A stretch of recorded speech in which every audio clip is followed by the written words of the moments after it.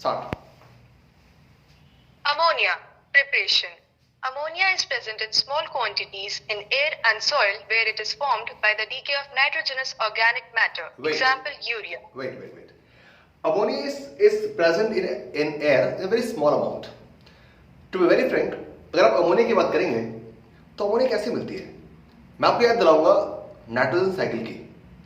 Nitrogen cycle में proteins के deamination से, याद सुनिएगा, प्रोटीन्स का डिकम्पोजिशन होता है। Animals and plant body is made up of proteins. Proteins के डीएमिनेशन रिएक्शन से, यानी जो प्रोसेस है डिकम्पोजिशन, उससे अमोनिया जनरेट होती है और अमोनिया इसकी वजह से एटमॉस्फेयर मिलती है। ये एक सोर्स हुआ अमोनिया का, ठीक है। नॉर्मली अमोनिया का अमाउंट बहुत ज्यादा इसलिए नहीं होता है एटमॉस्फेयर में, क्योंकि अगर आपको नाइट्रोजन साइकिल याद है तो अमोनिया टर्न्स इनटू नाइट्रेट्स, पहले नाइट्राइट में फिर नाइट्रेट्स में, फिर से प्लांट एब्जॉर्ब करते हैं, दे फॉर्म अमीनो एसिड्स है और प्रोटीन्स बनते हैं। तो अमोनिया का सोर्स वैसे भी कम है, ठीक है, ये एक सोर्स हुआ। प्लीज आगे चलिए। NH2CO NH2 plus 2H2O gives NH4 whole twice CO3 which further gives 2NH3 plus H2O plus CO2. अच्छा, अब ये जो आप रिएक्शन पढ़ रहे हैं वो रिएक्शन क्या है बताऊं आपको। देखिए, अगर मान लीजिए क्लास 11th में जब आपने सॉर्ट एनालिसिस किया तो सॉर्ट एनालिसिस में हम पहले अनायंस का टेस्ट करते हैं और फिर आप करते हैं कटायंस का टेस्ट। कटायंस के टेस्ट में आप ग्रुप 0, 1, 2, 3, 4, 5, 6 तक चले जाते हैं। ग्रुप 0 का जो टेस्ट करते हैं, मैं आपको याद इसलिए दिला रहा हूं क्योंकि अब उसकी भी रिएक्शन आपके पास आएगी। अक्सर हम अमोनियम क्लोराइड की बात करते हैं कि भाई अमोनियम क्लोराइड लीजिए, उसमें NaOH डाल दीजिए, हीट कर दीजिए, तो टीचर बोलते हैं कि देखो it will smell like ammonia, it will smell like ammonia. अब टीचर ने बोला it will smell like ammonia, यानी अमोनिया जैसी स्मेल मिलेगी आपको। अब बात यह आती है, बच्चा अगर मान लीजिए आपको कोई बोलता है कि दिस मिठाई विल टेस्ट लाइक रसगुल्ला, तो रसगुल्ला आपने खाया होगा, उससे आप कंपेयर कर सकते हैं कि मिठाई रसगुल्ले ऐसी होगी। लेकिन अगर किसी बच्चे ने अमोनिया पहले सूंघी ही नहीं, अगर अमोनिया पहले आपने स्मेल नहीं की हुई है, तो आप कैसे कंपेयर कर सकते हैं कि this smell is like ammonia. जैसा वाली अब मैं कह रहा हूं कि इट स्मेल्स लाइक अमोनिया, तो मेरे दिमाग में कहीं ना कहीं अमोनिया का स्मेल फिट, उसकी मेमोरी सेल्स हैं यहाँ पे, ठीक है। तो मैं कंपेयर कर सकता हूं कि इसकी स्मेल अमोनिया ऐसी है, क्योंकि मेरे दिमाग में फिट है। पर क्लास 11th का बच्चा कैसे पता करे कि ammonia it smells like ammonia, कैसे पता करे? तो मैं बता दूं आपको idea.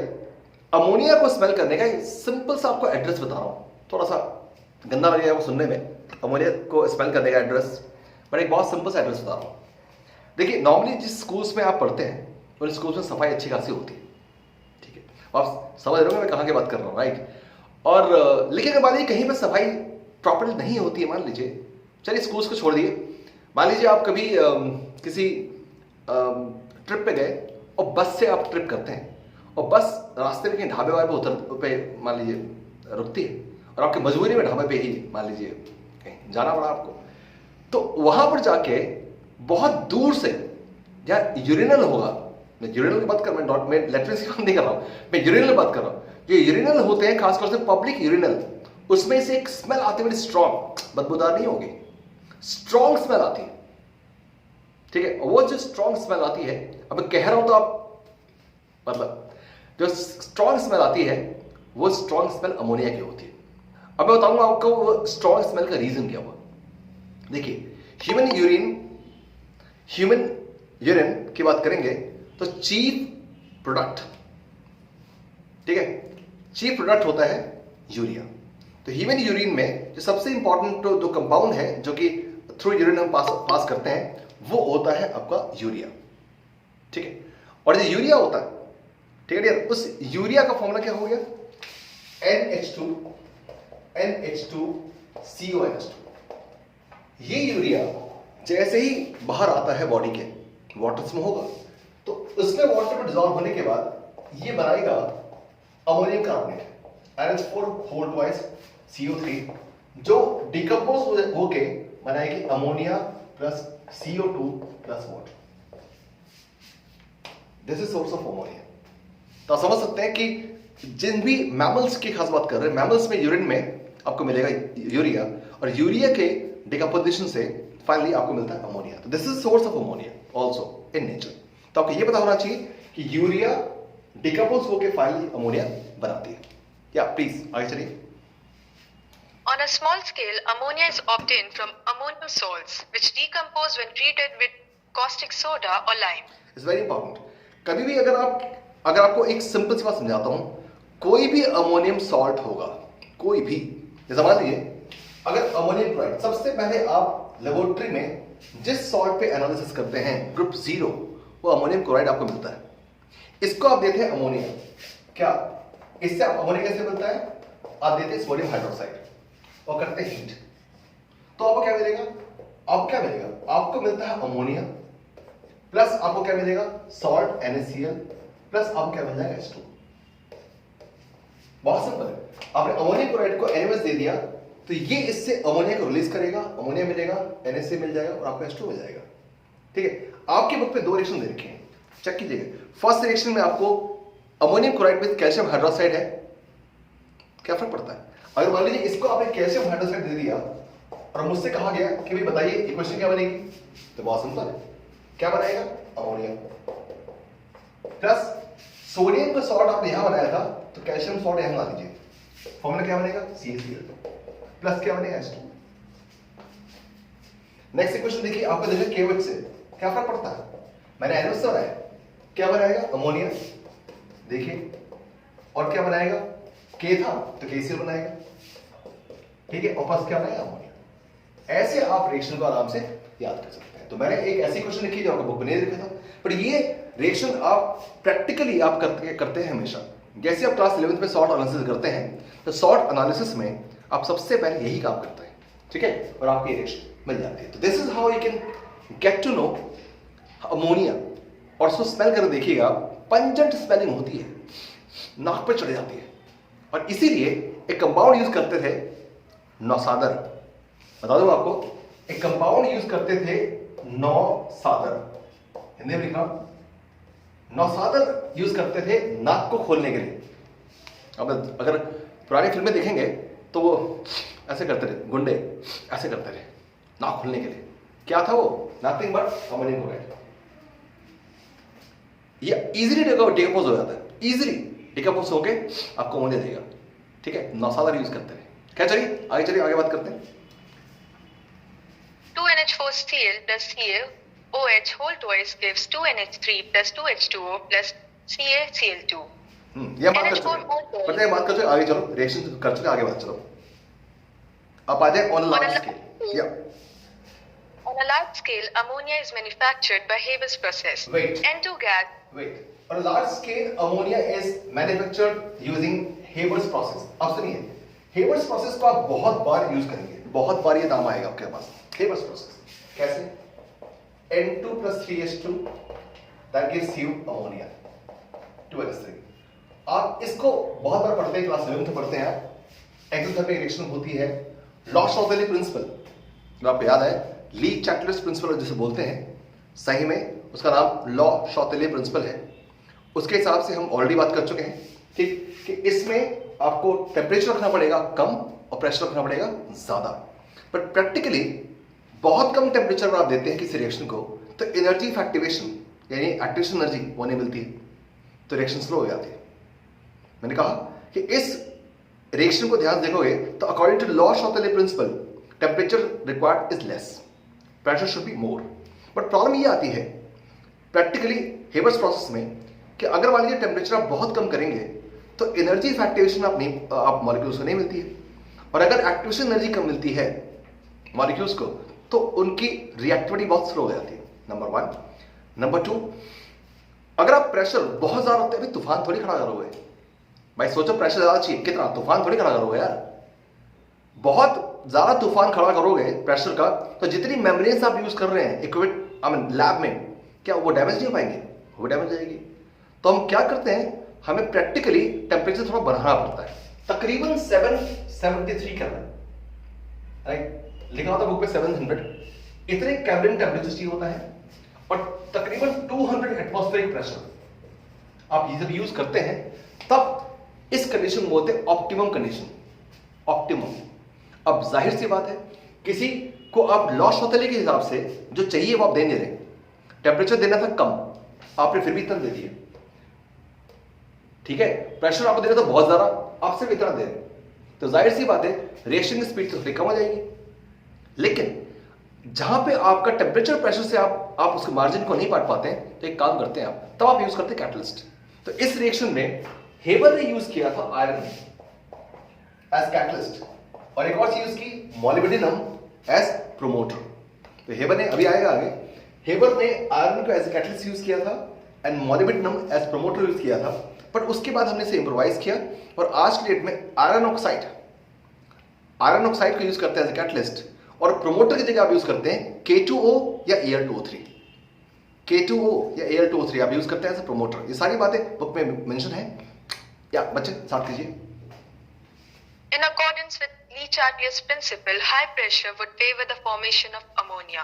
The optimum condition for the production of ammonia are a pressure of 200 into 10 to the power 5 Pascal, about 200 atm, a temperature of nearly 700 Kelvin, and the use of a catalyst such as iron oxide with small amount of K2O and Al2O3 to increase the rate of attainment of equilibrium. So K2 or Al2O3 will be acting as promoter and iron oxide will be acting as catalyst. Yeah, आगे चलिए। Earlier, iron was used as a catalyst with molybdenum as a promoter. Properties. ठीक। Ammonia is a colorless gas with a pungent odor. Wait. It's freezing and It is a colorless gas with pungent odor. और बता दूंगा आपको, ammonia की smell बहुत तीखी होती है, बहुत जबरदस्त, ठीक है, पंजेंट ओडर होती है, राइट। अमोनिया हाई क्वांटिटी में टॉक्सिक भी होती है, ये बात बता दूं आपको, टॉक्सिक भी होती है। और आपको इसलिए बता दूं आपको कि इसी अमोनिया को आपकी बॉडी में, लिवर में चेंज करते हैं यूरिया में बाय कंबाइनिंग विद CO2, और जिसको आप बोलते हैं आर्जिनिन साइकिल। अगर आप बायो बच्चे हैं तो आर्जिनिन साइकिल, ऑर्गेनेथिन आर्जिनिन साइकिल एक होती है जिसके थ्रू आप अमोनिया को चेंज करते हैं यूरिया में, ठीक है, क्योंकि urea is less toxic as compare to ammonia. क्योंकि आपकी बॉडी में प्रोटीन्स के डीएमिनेशन से भी क्या मिलेगी, अमोनिया, और अमोनिया इज वेरी टॉक्सिक और हाईली सॉल्युबल इन वाटर क्योंकि इट फॉर्म्स हाइड्रोजन बॉन्ड, इसलिए बहुत टॉक्सिक हो जाती है, राइट। और इसकी टॉक्सिसिटी को कम करने के लिए ही आपकी बॉडी में यूरिया बनता है। आगे चलिए बेटा। Its freezing and boiling points are 198.4 and 239.7 Kelvin respectively. In the solid and liquid states, it is associated through hydrogen bond as in the case of water. It's very easy to understand. Very easy to understand. Ammonia forms hydrogen bond. We understand. It forms hydrogen bond in the solid and liquid state. ठीक? Between two ammonia molecules, there exists around say hydrogen bond. So ammonia में extensive hydrogen bond के chance बन जाते हैं। क्यों? क्योंकि nitrogen is very electronegative. The bond, NH bond, is so polar that it supports for the formation of hydrogen bond. इसीलिए मैं दोबारा बोल रहा हूँ, NH bond is so polar that it supports for the formation of hydrogen bond. इसलिए ammonia में hydrogen bond extensive होती है और यही रीजन है कि इसका बॉइलिंग पॉइंट भी अनयूजुअली ज्यादा होता है। आगे बढ़िए please.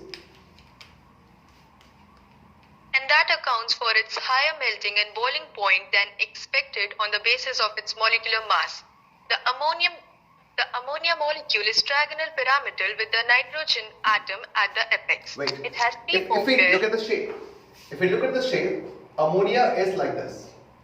The shape of ammonia molecule is pyramidal. आगे चलिए।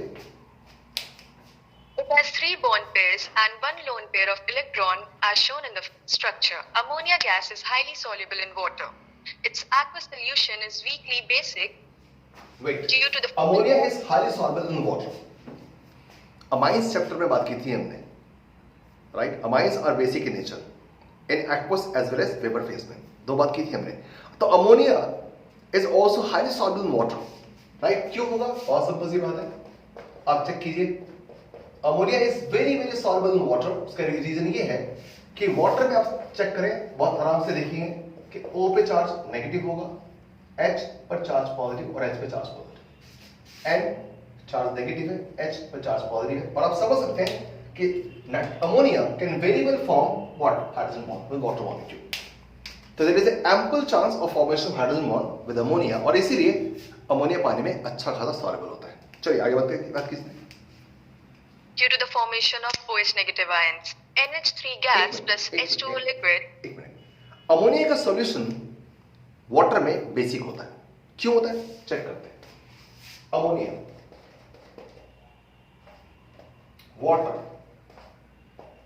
Water is like this, O पर चार्ज नेगेटिव, H पे चार्ज पॉजिटिव और इस H पे चार्ज पॉजिटिव। ये अमोनिया का लोन पेयर इस H पे अटैक करता है and the bond is broken up. ऐसा हुआ तो द नेक्स्ट आपको मिलेगा, क्या मिलेगा, NH4 positive plus OH negative. अब बात ये आती है कि अमोनिया का एक्वस सॉल्यूशन बेसिक क्यों होता है। सुनिए यहां से, अगर H positive ion is equal to OH negative ion in water, neutral. H positive ion is more than OH negative ion, acidic. If H positive ion is less than OH negative ion, is basic.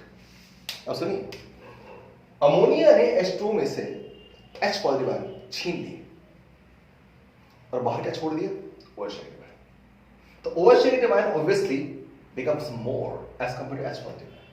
दोबारा सुनिए, ammonia ने water molecules में से H positive ion को ले लिया, क्या बोलते हैं, प्रोटोनेशन, ठीक है, और उसके बाद क्या छूटा, OH नेगेटिव आयन। तो OH negative ion obviously will be more in solution as compare to H positive ion. इसलिए बोलते हैं अमोनिया का solution is basic in nature. Ammonia का solution is basic in nature. अच्छा, कौन सा बेस?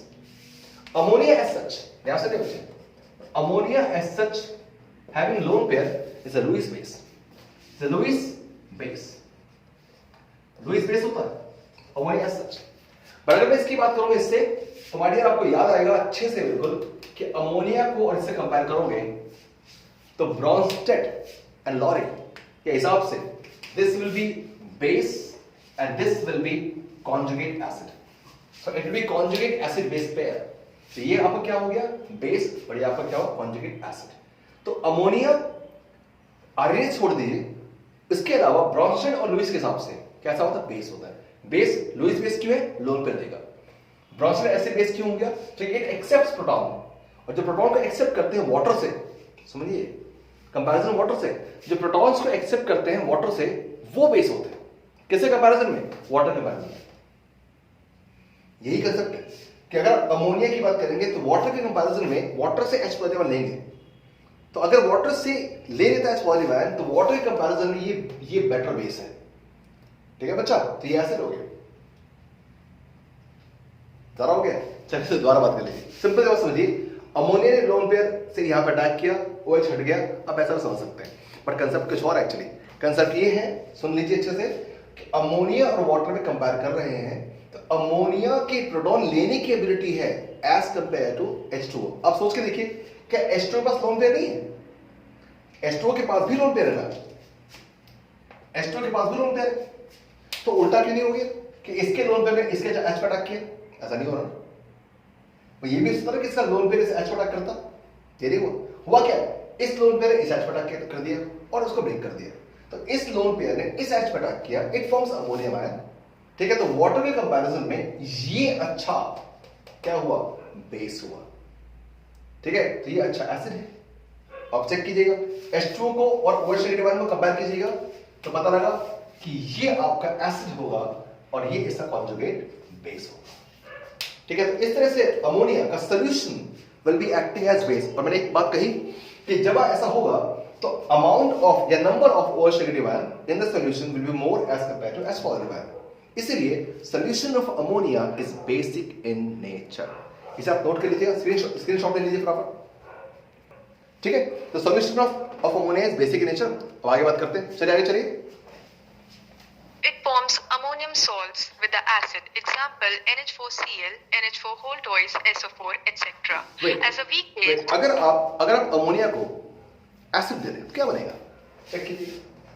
अमोनिया को अगर आपने एसिड दे दिया HCl, भाई अगर मुझे प्रूव करना हो कि अमोनिया बेस है, बहुत सिंपल है ना, आप एसिड दे दो। अगर ये बेस है तो you simply give acid, it forms salt. तो ammonia plus HCl forms ammonium chloride. कैसे बना है चेक कीजिए, तो बहुत सिंपल सी बात है। अमोनिया के पास क्या है, लोन पेयर है। HCl कैसा होगा, ऐसा, Cl नेगेटिव, H कैसा है, पॉजिटिव, इसे उठा के एसिड हो गया, बॉन्ड ब्रेक हो गया, क्या बन गया, NH4 positive plus Cl negative. Simple, solve बन गया। ऐसे अगर मान लीजिए आपने ले लिया अमोनिया के साथ H2SO4, तो H2SO4 क्या देगा आपको? H positive ion and HSO4 negative ion. तो क्या बना सकता है? आप सोच लीजिए अगर NH3 और ये बनाएगा तो क्या बनाएगा? NH4 positive HSO4 negative. या तो ये, या अगर आपने 2 अमोनिया यूज किया तो अगर आप चाहते हो ये भी बन सकता है, can also form ammonium sulphate NH4 whole twice SO4, that depends. अगर आपने 2 अमोनिया यूज कर लिया तो can form NH4 whole twice SO4, तो कैन फॉर्म अमोनियम सॉल्ट। पर बेसिकली आप इन दोनों रिएक्शन से बस ये चीज प्रूव कर रहे हैं कि ammonia is acting as base. या प्लीज आगे चलिए। It precipitates the hydroxides of many metals from their salt solution. For example, ZnSO4 aqueous plus 2NH4OH aqueous gives. Wait, अब बात ये आती है, ये क्या बात कही? इस लाइन के दोबारा पढ़िए। इट प्रेसिपिटेट्स आउट, या प्लीज पढ़िए दोबारा।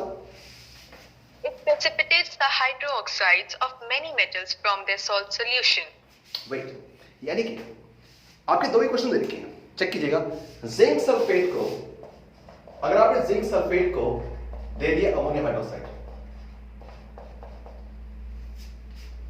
क्या बनेगा? अब इंपॉर्टेंट बात है, जिंक सल्फेट का सॉल्यूशन बनता है। आप ऐसे कैसे लिखेंगे? आप इसे लिखेंगे ZnSO4 aqueous plus ammonium hydroxide NH4 positive होता है, OH नेगेटिव छोड़ दीजिए, aqueous होगा। यानी आपने सॉल्यूशन इन दोनों को आप रिएक्शन कराएं तो देखिए बहुत सिंपल बता रहा हूं आपको। Ammonium ion will take SO4, देखते रहिए कैसा होगा। ठीक, क्या बताने वाला है? NH4 होल ट्वाइस SO4, देखते रहिए, ठीक है। और zinc will take OH to form zinc OH whole twice. क्या ऐसा होना चाहिए? होल ट्वाइस, क्या ऐसा होना चाहिए? चेक कीजिए फटाफट। अब इंपॉर्टेंट बात, zinc hydroxide and ammonium sulphate. Ammonium sulphate का प्रेसिपिटेट नहीं बनता, ये आपका बन जाएगा एक्वस फॉर्म में, और ये आपका आ गया प्रेसिपिटेट सॉलिड फॉर्म में। एक मिनट, अब आप बोलेंगे सर इसकी प्रेसिपिटेट कैसे बनता है?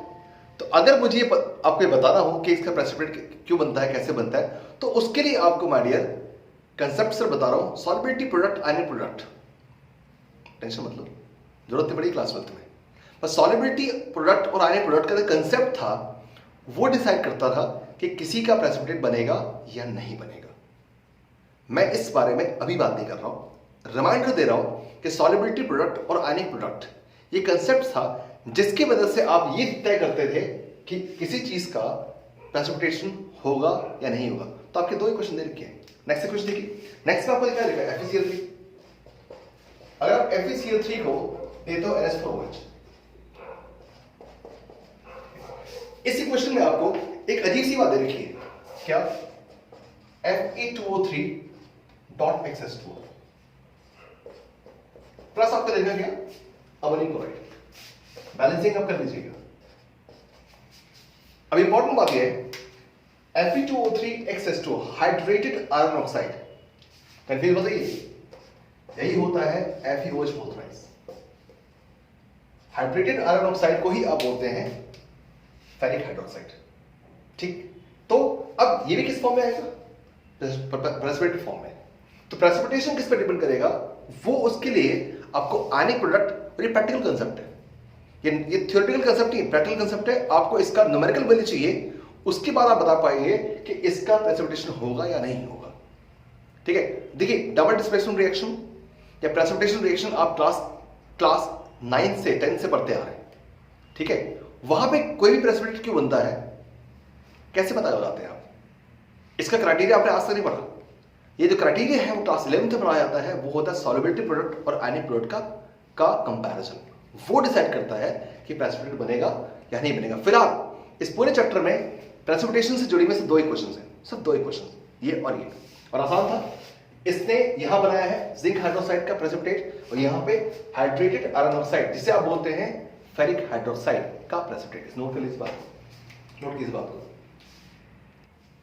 ठीक, और इसी क्वेश्चन में आप देख सकते हैं NH4Cl क्या होगा? एक्वस फॉर्म में देगा, एक इस फॉर्म में होगा आपका सॉलिड प्रेसिपिटेट। अब इसको क्लास 10th में सीखते थे बेटा, ऐसे करने को, है ना? आप ऐसे कर सकते हैं। चलिए आगे चलते हैं please. The presence of a lone pair of electrons on the nitrogen atom of the ammonia molecule makes it a Lewis base.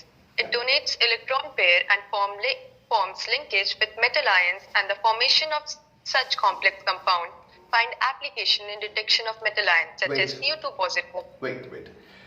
Ammonia forms complexes with metals, right?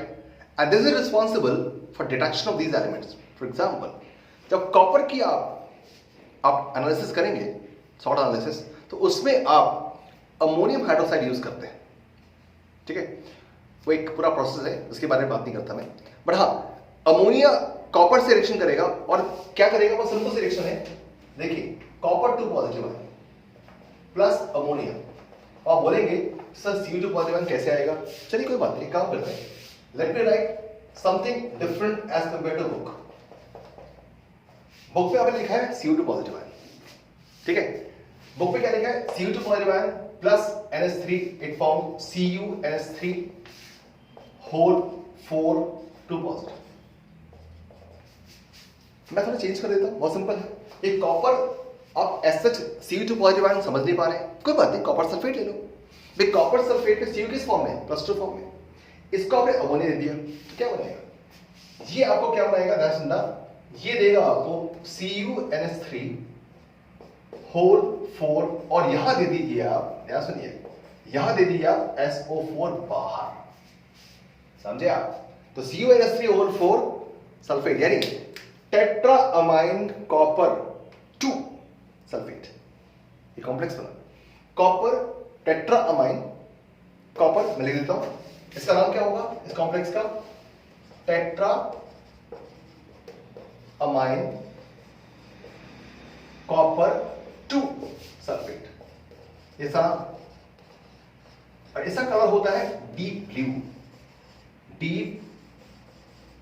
Blue colour, ठीक है? चलिए एक चीज और भी है, मैं आपको एक बात और बता दूं, एक तो ये हुआ, दोबारा बात कर लेते हैं।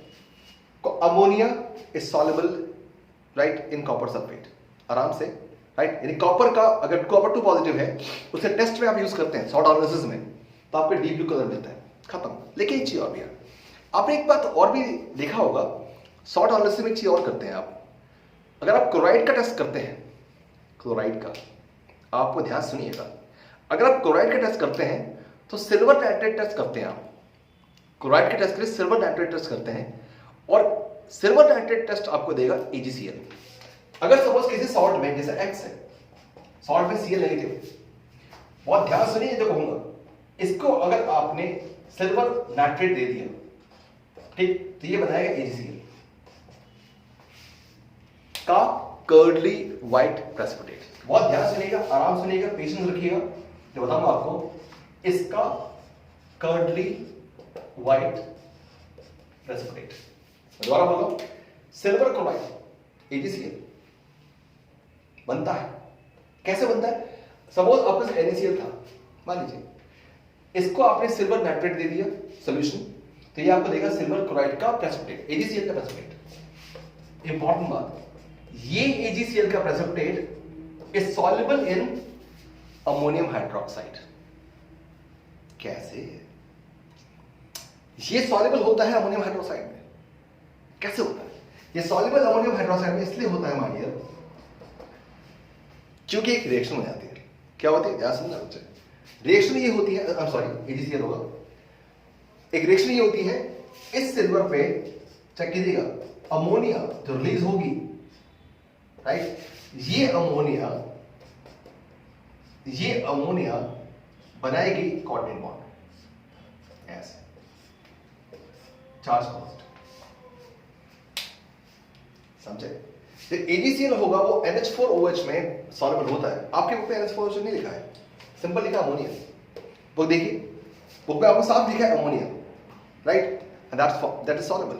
अमोनिया कहां से आती है? या तो अमोनिया पास कर दीजिए आप, बट लेबोरेटरी में आप ऐसे पास नहीं करते, आप अमोनियम हाइड्रोक्साइड के साथ NaOH डालते हो, तब सॉल्युबल हो जाएगी, क्योंकि अमोनियम हाइड्रोक्साइड और NaOH आपको देगा अमोनिया, दोबारा बोल रहा हूं, NH4OH और NaOH अब डालेंगे तो अमोनिया मिलता है, वो अमोनिया इसको सॉल्व कर देगी। इसलिए आपके इक्वेशन क्या लिखा है, आपका सिंपल इक्वेशन लिखा है 2NH3, चेक कीजिएगा, ठीक है। और अब बता दूंगा आपको, NH3 लोन पेयर देगा सिल्वर को, तो यहां पे ammonia will be acting as ligand. याद कीजिए, इसको आप बोलते थे लिगेंड, यहां पर, क्योंकि मेटल से कंबाइन कर रहा है। अमोनिया से लुईस बेस लोन पेयर, क्योंकि जब एसिड पे रिएक्शन करेगा, और उसी अमोनिया को आप लिगेंड के नाम से जानते हैं, कब जानते हैं, जब ये रिएक्शन करता होगा मेटल पे, ठीक है। मैंने कहा था अमोनिया को 3 नाम जान सकते हैं, number 1 nucleophile, number 2 Lewis base, number 3 ligand. Nucleophile तब जब वो अल्काइल हाइड्राइड से रिएक्शन करेगा, लुईस बेस तब जब वो एसिड पे रिएक्शन करेगा, और उसका लिगेंड तब बताएंगे, तब मानेंगे जब वो किसी मेटल पे डोनेट करके इलेक्ट्रॉन कोऑर्डिनेट बॉन्ड बना रहा हो, तब उसे बनेगा लिगेंड।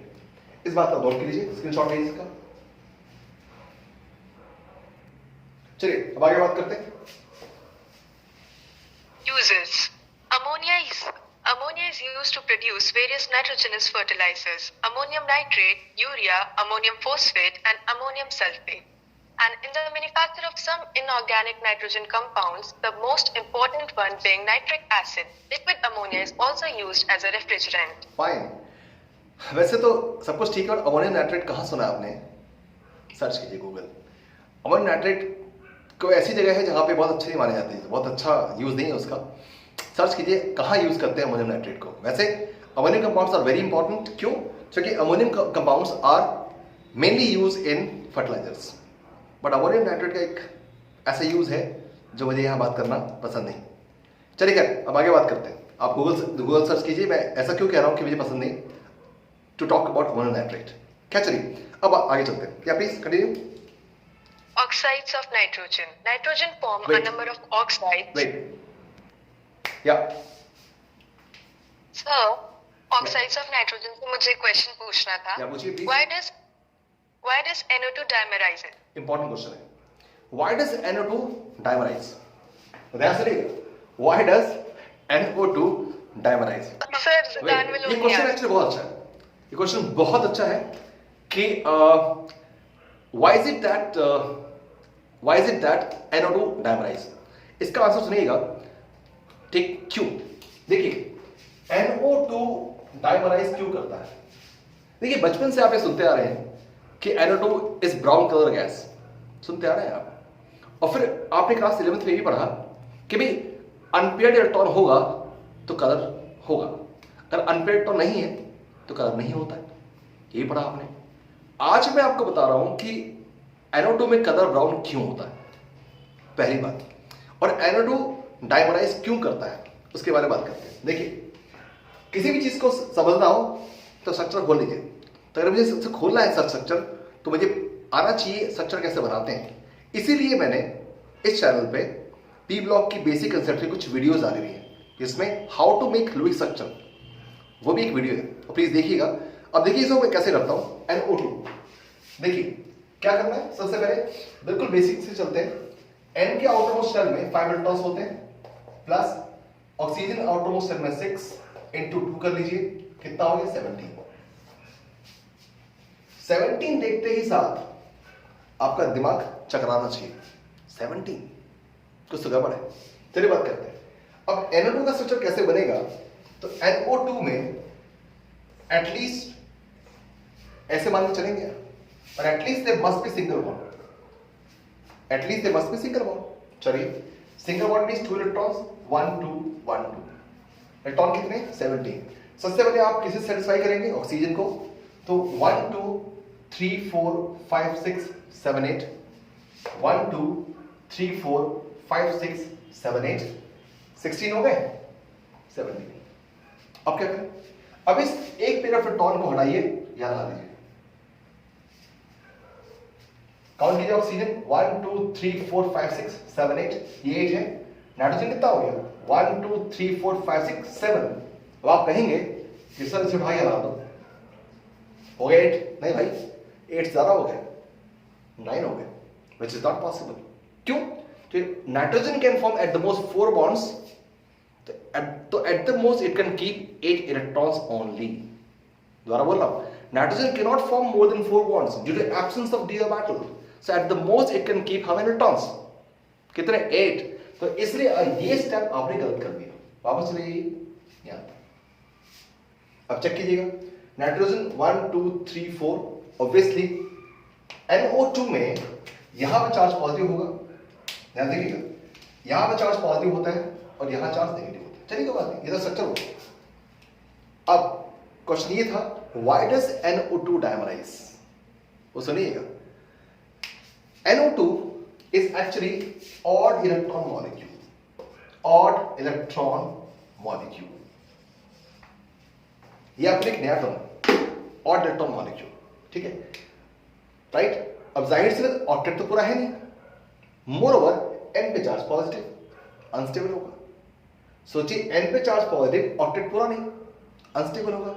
जैसे ही मौका मिलता है वो अपना ऑक्टेट पूरा करना चाहेगा, तो क्या करता है, एक और NO2 अगर बगल में से मिल जाए, अगर इसे एक और NO2 मिल जाए तो तुरंत ही बॉन्ड बना लेगा, तुरंत ही बॉन्ड बना लेगा। मतलब ऐसे दिखा रहा हूं, ऐसे समझ जाओ, बॉन्ड बना लेगा, and that remains in the form of N2O4। फर्क क्या हुआ? फर्क ये हुआ कि NO2 में आपके पास एक इलेक्ट्रॉन अनपेयर्ड था, और अगर इलेक्ट्रॉन अनपेयर्ड है तो number 1 it will be paramagnetic, number 2 it shows colour. इसलिए NO2 का कलर होता है ब्राउन, लेकिन जैसे आप कूल करते हैं तो कूल करते करते करते करते करते इट बिकम्स कलरलेस। क्यों? क्योंकि कूल जैसे ही करेंगे तो NO2 मॉलिक्यूल्स पास आएंगे, और जैसे ही दो मॉलिक्यूल्स NO2 के, ऐसे लिखते हैं, जैसे ही दो मॉलिक्यूल्स NO2 के पास आ गए, क्या बोला, जैसे ही दो NO2 मॉलिक्यूल्स पास आ गए, electrons pair up, and the moment they pair up, unpaired electron खत्म। और अगर अनपेयर्ड इलेक्ट्रॉन खत्म हो गए तो फिर कलर क्यों होगा और कैसा हो जाएगा, डायमैग्नेटिक। तो NO2 ऑन कूलिंग डायमराइजेस और वो डायमैग्नेटिक हो जाता है, ठीक है। तो ये क्वेश्चन काफी पॉपुलर है कि व्हाई डज NO2 डायमराइजेस, ठीक है। इसका रीजन था, इस नोट कर लीजिए, स्क्रीनशॉट लीजिए इसका। So I hope it was clear to you, ठीक है। नेक्स्ट वीडियो में हम बात करने वाले हैं नाइट्रिक एसिड की। Take good care, bye bye.